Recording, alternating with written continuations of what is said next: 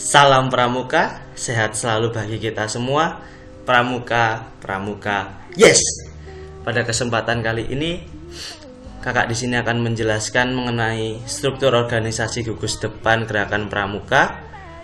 Sebelum kita masuki materi, apakah kakak-kakak sekalian di sini sudah menerima file PDF yang sudah kakak upload di LMS ataupun Elwina? Silakan kakak untuk mendownload bagi yang belum mendownload sehingga mengetahui materi apa yang akan kita bahas.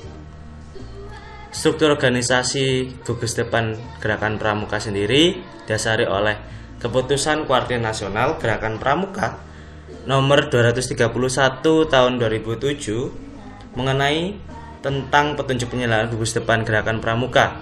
Sedangkan struktur organisasi gugus depan Gerakan Pramuka diatur dalam bab 3 pada keputusan ini, berbicara mengenai struktur organisasi gugus depan Pramuka. Secara lebih sederhana akan kakak sampaikan dalam bentuk bagan. Oke, langsung saja.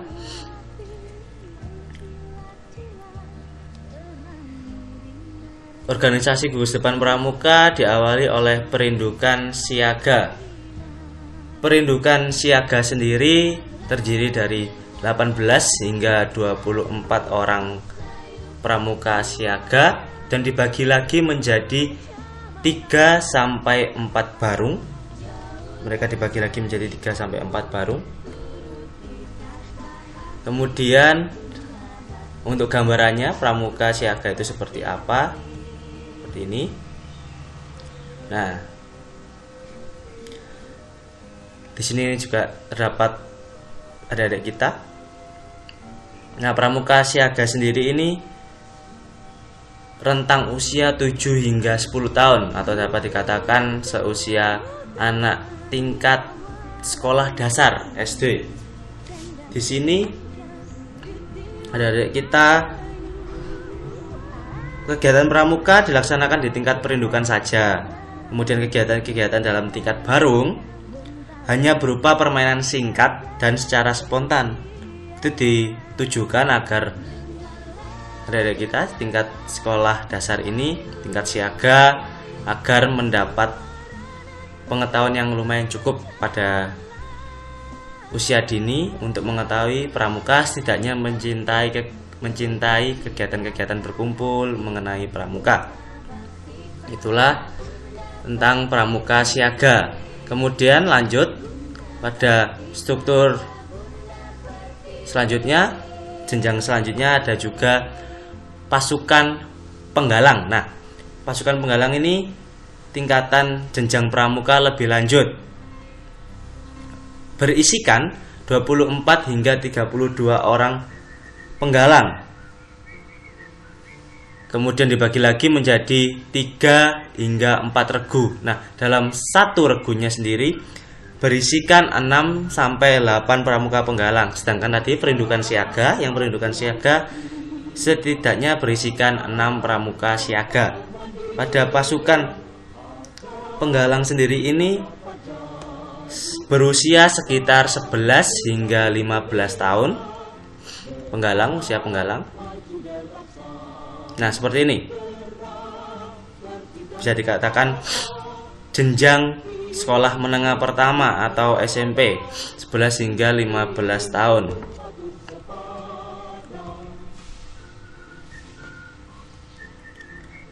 Kemudian keanggotaan regu bersifat tetap dan mempunyai keterikatan yang kuat. Pembentukan regu dilakukan oleh para pramuka penggalang sendiri. Nah, dilakukan oleh para pramuka penggalang sendiri. Jadi ini sudah mulai mandiri karena sudah mencapai taraf berpikir SMP, sekolah menengah pertama. Pembina dan pembantu pembina tidak ikut menanganinya kecuali bila diperlukan dapat ikut membantu. Jadi kalau memang diperlukan pembina untuk membentuk ya dipersilakan, tapi pada dasarnya pasukan penggalang ini membentuk tim regunya sendiri. Sistem kelompok dalam golongan pramuka penggalang diwujudkan dalam sistem beregu yang merupakan unsur metode kepramukaan yang sangat penting. karena merupakan poros metode kepramukaan untuk golongan pramuka penggalang. Jadi ini sudah mulai taraf kegiatan-kegiatan pramuka yang keluar itu juga biasanya ada juga acara-acara jambore tingkat nasional ataupun jambore lainnya. Setiap regu memiliki bendera regu yang bergambar sesuai dengan nama regu dan menjadi ciri khas yang menandai regu tersebut. Bendera regu dipegang oleh pemimpin regu, pemimpin atau ketuanya, dengan tongkat setinggi 160 cm dengan ukuran bendera 25 cm kali 35 cm. Nah, jadi di usia jenjang penggalang, nih bisa dilihat kan? Ada juga yang ini megang merah putih, mungkin saat itu lagi ada event-event tertentu atau apa. Tapi biasanya dalam usia penggalang sendiri ini benderanya menampilkan atau melambangkan antara bisa jadi binatang ataupun bunga ataupun yang lainnya yang melambangkan kekuatan ataupun ciri khas yang dapat menjadi ciri khas regu tersebut, yaitu tingkat penggalang. Oke, jadi tingkat penggalang. Kemudian selanjutnya kita lihat lagi struktur. Kemudian ada juga jenjang selanjutnya adalah ambalan penegak atau tingkat penegak. Nah, penegak sendiri ini lebih sedikit anggotanya dalam ambalan penegak, yaitu 16 hingga 30 orang penegak, dibagi lagi menjadi 3 atau 4. Yang ini namanya sangga. Tadi kan ada barung, regu, kemudian dibagi lagi sekarang menjadi 3 hingga 4 sangga. Nah, dalam ambalan penegak sendiri bisa dilihat gambarannya. Penegak sendiri ini rentang usia antara 16 hingga 20 tahun, sehingga dapat disebut hingga pramuka penegak. Satu sangga atau bisa disebut satu tim lah, satu tim sendiri ini berisikan 4 hingga 8 orang penegak. Nama sangga dipilih di antara nama-nama perintis, pencoba, pendobrak, penegas, dan pelaksana, atau dipilih nama lain sesuai dengan aspirasi mereka. Nama tersebut merupakan identitas sangga dan mengandung kiasan dasar yang dapat memberikan motivasi kehidupan sangga. Nah, kemudian di tingkat selanjutnya, biasanya juga tingkat penegak ini sendiri kan berusia 16 hingga 20 tahun, biasanya itu sudah masuki usia remaja, yaitu usia menengah, tingkat menengah, SMA ataupun SMK, juga bisa awal-awal kuliah. Kemudian kita lanjut lagi di struktur ini, Racana Pandega. Racana Pandega terdiri atas paling banyak 30 pramuka pandega dan tidak dibagi dalam kelompok-kelompok kecil. Habis itu Racana Pandega dibentuk lagi, dapat ini sangga kerja. Anggotanya terdiri atas anggota racana yang sifatnya sementara. Jadi ini untuk membantu kegiatan atau tugas-tugas kepramukaan. Biasanya Racana Pandega biasanya hampir sama usianya dengan ambalan penegak, tapi rata-rata umurnya hingga 16 hingga 20 tahun, atau juga bisa 21 sampai 25 tahun biasanya. Pada umumnya 21 hingga 25 tahun itu untuk jenjang pandega sendiri. Nah, ini juga dijelaskan. Kita kembali lagi jika itu tentang perindukannya, tentang jenjang-jenjang struktur organisasinya. Dalam sini juga ada tim pembina.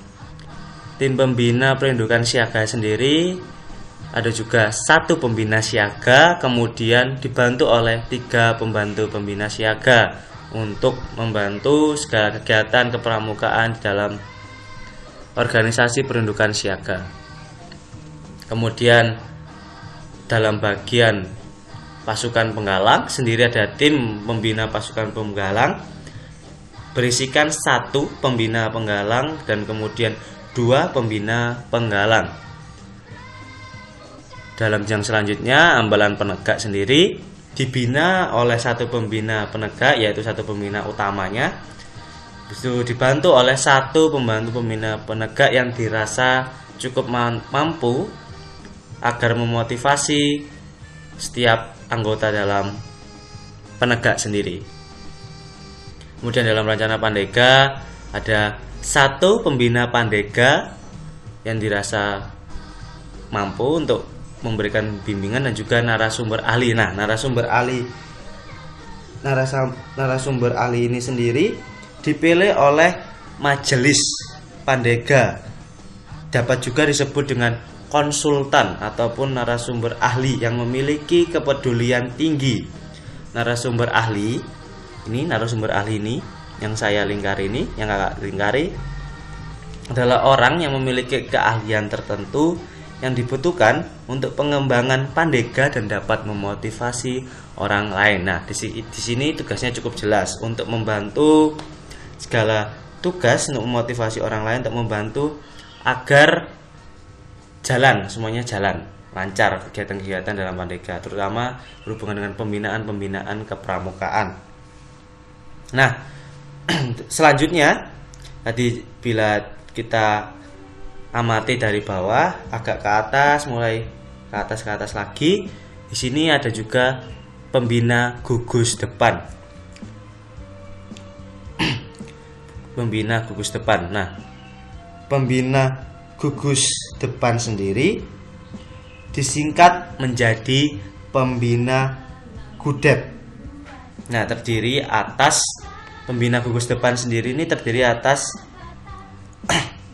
ketua gudep dibantu oleh pembina satuan dan juga pembantu pembina satuan. Berarti ada ketua, kemudian selanjutnya ada pembina satuan dan juga pembantu pembina satuan. Jadi di sini ini yang ada 1 pembina siaga, 1 pembina penggalang. Nah, ini di bawah naungan pembina gugus depan. Kemudian diketuai oleh ketua gugus depan sendiri. Nah, pembina gugus depan di sini ada juga Dewan Kehormatan Gugus Depan. Dewan Kehormatan Gugus Depan merupakan badan tetap yang dibentuk oleh pembina gugus depan sebagai badan yang menetapkan pemberian anugerah, kemudian penghargaan berupa jasa, atau juga memberikan sanksi yang tegas dan penghargaan kepada anggota pramuka sendiri. Kemudian yang tadi ketua gugus depan, yang ini pembina gugus depan ini sendiri, ketuanya dipilih oleh para pembina pramuka yang ada dalam gugus depan yang bersangkutan pada musyawarah gugus depan. Ini untuk pembinanya sendiri. Untuk Dewan Kehormatannya gugus depan itu bertugas untuk menilai sikap dan perilaku anggota gerakan pramuka yang sekiranya melanggar kode kehormatan atau merugikan nama baik kehormatan gerakan pramuka. Kemudian menilai sikap, perilaku, dan jasa seseorang untuk mendapatkan anugerah penghargaan berupa tanda jasa. Dewan Kehormatan sendiri beranggotakan 5 orang yang terdiri dari unsur-unsur, yaitu anggota majelis pembimbing gugus depan, ketua gugus depan, dan juga wakil ketua, sekretaris, 2 orang anggota. Ada 2 orang pembina, dewan penegak, dan dewan apabila diperlukan. Gambarannya seperti ini. Ini pembina. Nah, sini kan sudah kelihatan kan? Untuk rentang usianya udah berapa, mungkin sudah bapak-bapak ataupun ibu-ibu, karena ini juga pembina kan untuk membina anggota-anggota gerakan pramuka agar mengetahui seluk-beluk pramuka secara lebih sungguh.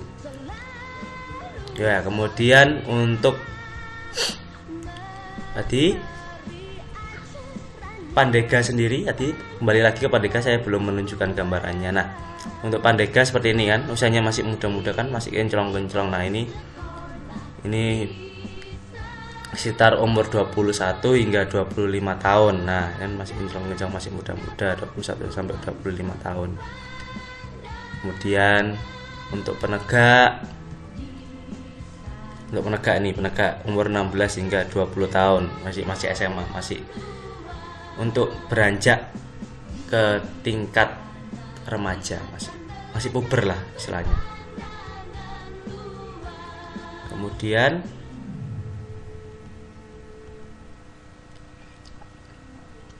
kita lanjut lagi. Nah, kita kembali lagi ke struktur bagan. Nah, kemudian di dalam pembina gugus depan sendiri ada Badan Pemeriksa Keuangan Gugus Depan.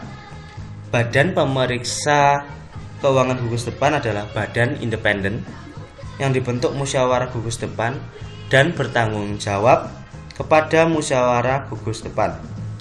Susunan Badan Pemeriksa Keuangan Gugus Depan terdiri atas ada ketua, wakil ketua, sekretaris, dan beberapa anggota. Badan Pemeriksa Keuangan Gugus Depan dibentuk dan disahkan oleh musyawarah gugus depan. Badan Pemeriksa Keuangan Gugus Depan dilantik secara bersama-sama dengan pengurus gugus depan. Nah, sini juga ada ketua gugus depan yang tadi saya katakan, yang tadi kakak katakan, ketua gugus depan di sini.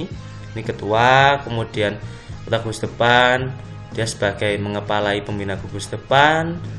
Di dalam pembina gugus depan terdapat Dewan Kehormatan Gugus Depan. Ini Dewan Kehormatan Gugus Depan memilih musyawarah untuk ketua gugus depan.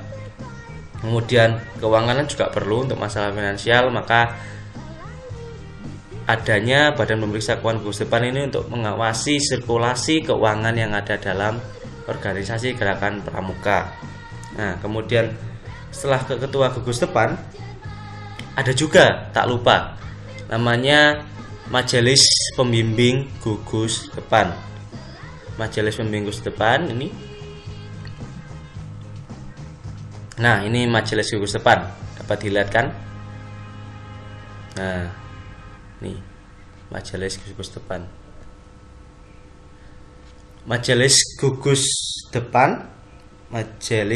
Depan. Kita lihat kembali lagi ke bagannya. Nah, Majelis Pembimbing Gugus Depan, lebih tepatnya Majelis Pembimbing Gugus Depan berasal dari unsur-unsur yang berisikan orang tua peserta didik, Nah, dia dapat dilihat di sini. Nah, ini mungkin orang tua dari peserta didik. Orang tua peserta didik yang merupakan perwakilan dari tiap satuan. Jadi ada satuan penegak, penggalang, siaga, habis itu pandega dan lain sebagainya. Nah, ini ada orang tuanya merupakan Majelis Pembimbing Gugus Depan. Tak hanya orang tua saja, ada juga tokoh-tokoh masyarakat termasuk para pengusaha di lingkungan gugus depan. Nanti di lingkungan gugus depan itu ada pengusaha-pengusaha yang peduli atas kegiatan kepramukaan sehingga dia menjadi Majelis Pembimbing Gugus Depan. Ketua gugus depan secara ex officio atau di luar pekerjaan, di luar dari organisasinya juga merupakan anggota Mabigus. Jadi tidak hanya dia sebagai tim pembina, tadi kan tim pembina, di luar dia tim pembina, dia juga merupakan anggota Mabigus atau anggota Majelis Pembimbing Gugus Depan. Nah, di sini didapatkan pelantikan pengurus Majelis Pembimbing dan Ketua Gugus Depan PBK Pramuka hari ini pemimpin masa depan. Nah, ini kan sudah sangat jelas. Kemudian Mabigus terdiri atas apa saja? Yang pertama ada seorang ketua seperti biasa, ada seorang ketua, wakil ketua, sekretaris, kemudian seorang ketua harian jika diperlukan, dan beberapa orang anggota. Ketua Mabigus atau ketua majelisnya itu bukan ketua gugus depan, ketua majelisnya dipilih di antara anggota mabigus yang ada. Jadi dipilih, jadi secara intern akan memilih majelis ketua majelis pembimbing gugus depan. Nah, itu saja mengenai materi perkuliahan ataupun materi tentang pramuka pada sore hari ini. Semoga bermanfaat, dan jangan lupa untuk melihat tugas-tugas apa yang kakak berikan. Nanti bisa dilihat tugas apa dan silakan dikerjakan. Nah, ini siaga. Ya, kakak akan menampilkan kembali mengenai tingkatan jenjang-jenjang satuan-satuan dalam kepramukaan. Nah, di sini ada SD berusia 6 sampai 10, kemudian yang ini penggalang usia SMP 11 sampai 15 atau SMP, itu usia penggalang. Kemudian penegak ini 16 hingga 20 tahun. Di sini kan sudah mulai berpikir lebih lanjut lagi kegiatan-kegiatan pramuka di tingkat provinsi, ini sejatim, tingkat provinsi, bisa juga di tingkat antar provinsi, di tingkat nasional. Kemudian ada juga Pandega, ini biasanya rentang 21 hingga 25 tahun di sini. Ini masih muda-muda sekali. Biasanya ini akan berlanjut menjadi tim pembina biasanya. Biasanya setelah Pandega ada juga tim pembina. Ini tim pembina. Kemudian ada dinaungi oleh majelis keanggotaan pramukaan, dinaungi oleh majelis pembimbing gugus depan. Nah, di sini yang terdiri pada orang tua, kemungkinan ini orang tua, kemudian tokoh-tokoh masyarakat ataupun pengusaha-pengusaha yang berada di lingkungan gugus depan itu sendiri. Oke, terima kasih. Jangan lupa senyum. Mari kita lanjutkan kegiatan kita. Salam Pramuka. Terima kasih.